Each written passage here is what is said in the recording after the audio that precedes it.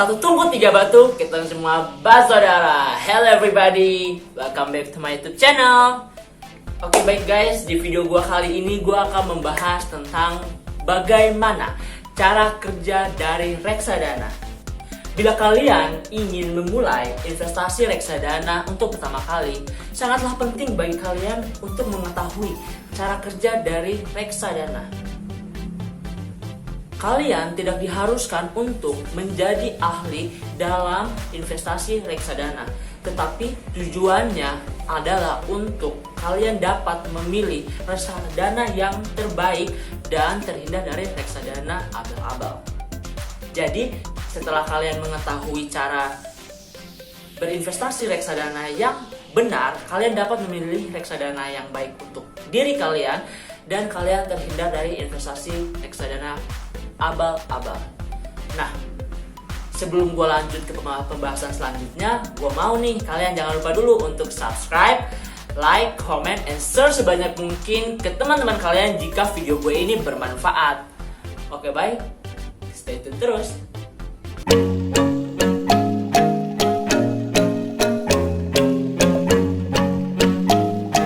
Oke, baik. Selanjutnya di sini kita akan membahas untuk bagaimana sih memahami cara kerja dari reksadana. Nah, yang pertama yang harus dipahami adalah berinvestasi reksadana berarti mempercayakan uang kalian kepada pengelola investasi yang profesional. Dalam hal ini adalah manajer investasi. Nah, tentu manajer investasi inilah yang lebih memahami bagaimana cara kerja reksadana secara keseluruhan. Jadi kalian atau kita atau saya, kita nggak perlu lagi ribet atau pusing memikirkan bagaimana untuk membuat strategi atau membuat investasi reksadana kita itu bisa berjalan maksimal. Nah, kenapa? Karena sudah ada orang profesionalnya tersendiri yang memiliki tugas tersebut. Tugas dari seorang investor, kalian atau saya, adalah memastikan bahwa mereka sudah memilih manajer investasi dengan track record yang baik dan cara pengelolaan reksadananya sudah sesuai dengan gaya investasi yang kita inginkan. Jadi tugas kita nih sebagai investor pemula, kita cuma mencari tahu manajer investasi mana nih yang track recordnya baik dan sesuai dengan gaya investasi kita. Yang kedua, reksadana itu terdiri dari 3 reksadana. Yang pertama, reksadana pasar uang, reksadana obligasi, dan reksadana saham. Di mana masing-masing tipe reksadana ini punya cara kerja yang berbeda-beda. Nah, untuk memahami masing-masing cara kerja reksadana tersebut, kita akan bahas di video gue ini. Jadi, jangan kemana-mana, stay tune terus. A few moments later. Oke, baik. Di penjelasan gue selanjutnya ini, gue ingin menjelaskan dari reksadana yang tingkat risikonya tinggi dulu ya guys. Jadi kita bakal membahas reksadana saham. Nah, reksadana saham ini mayoritas instrumennya berada di saham. Jadi bagaimana cara kerja reksadana saham ini jelas sangat dipengaruhi oleh perekonomian. Jadi bagaimana cara kerja reksadana saham ini sangat jelas dipengaruhi juga oleh bagaimana instrumen saham bergerak. Jika kalian nih bertanya bagaimana harga reksadana saham bergerak. Nah, jadi seperti ini teman-teman. Bayangkan misalnya salah satu saham dalam reksadana merupakan saham sebuah perusahaan makanan. Kemudian pada tahun ini perusahaan tersebut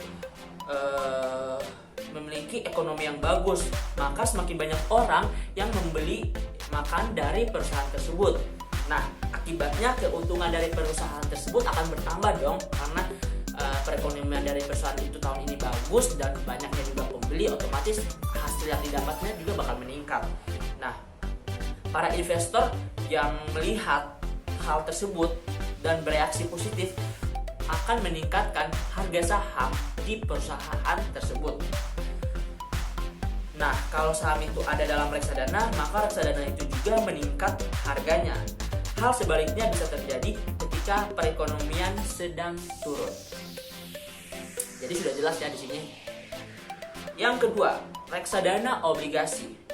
Berbeda dengan reksadana saham, pada reksadana obligasi seluruh dana investasi akan dibelikan obligasi, baik obligasi pemerintah maupun korporasi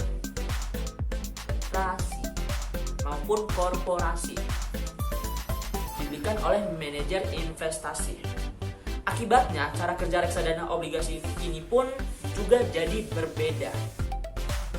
Nah, bagaimana harga reksadana obligasi bergerak? Ada dua hal nih teman-teman yang mempengaruhi harganya, yaitu yang pertama, bunga yang dibayarkan oleh obligasi. Setiap ada pembagian bunga disebut juga kupon dari obligasi.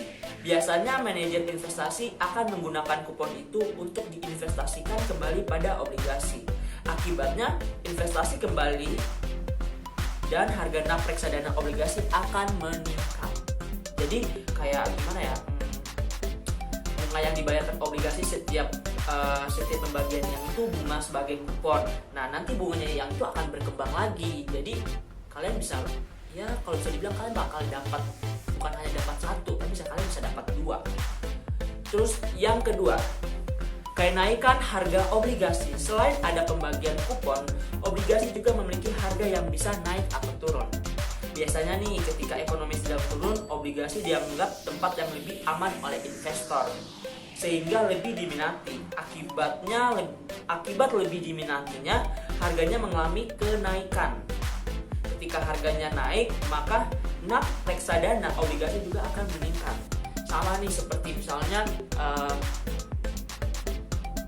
saking banyaknya permintaan, otomatis kita nggak mungkin jual murah kan. Nah, di situ kita mengambil keuntungan karena banyak yang pesan sama kita, harganya kita naikin. Sama juga seperti yang tadi saya bilang, karena saking banyak peminatnya, harganya akan mengalami kenaikan. Yang terakhir, reksadana pasar uang. Reksadana jenis ini adalah yang paling stabil di antara semua reksadana.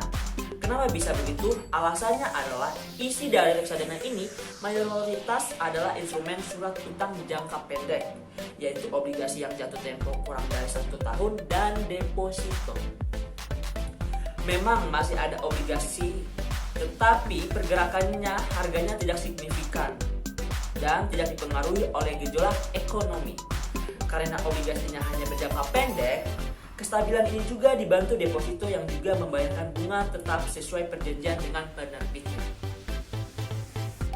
Pembayaran bunga dari obligasi jangka pendek dan deposito inilah yang akan meningkatkan harga NAV atau unit reksadana pasar uang. Karena adanya kestabilan pembayaran bunga atau kupon, maka peningkatan harga reksadana ini menjadi stabil juga. Oke, baik, jadi sekarang kalian sudah mengerti kan bagaimana cara kerja reksadana serta masing-masing jenisnya. Ada yang harganya stabil, ada yang tidak stabil. Dengan kata lain, pergerakan harganya memang fluktuatif, bisa naik turun. Jadi satu hal yang perlu kalian ingat teman-teman, yaitu kita tidak dapat memprediksi dengan pasti keuntungan reksadana yang kita dapatkan atau kedepannya. Karena sulit diprediksi, yang perlu kita lakukan nih, saya maupun teman-teman sekalian yang ada yang lagi nonton video gue ini, kita cukup berinvestasi dengan sesuai profil resiko kita dan terus rutin melakukannya. Pastikan juga kita menyebar dana investasi kita tuh ke 3 jenis reksadana ya, ke reksadana pasar uang, obligasi, dan saham, supaya hasilnya lebih stabil. Kalau bingung gimana caranya, langsung aja pakai bibit. Oke guys, sampai di situ aja penjelasan gua di video kali ini. Semoga apa yang gua sampaikan itu dapat kalian serap, dapat kalian manfaatkan, dan semoga bermanfaat juga untuk kalian. Maaf jika gua ada salah kata atau dalam penjelasan gua ada yang gua salah, kalian bisa komen langsung di bawah ya. Gua juga menambah pengetahuan akan investasi gua. Oke, sampai di sini saja. Thanks for watching and see you on my next video. Bye bye.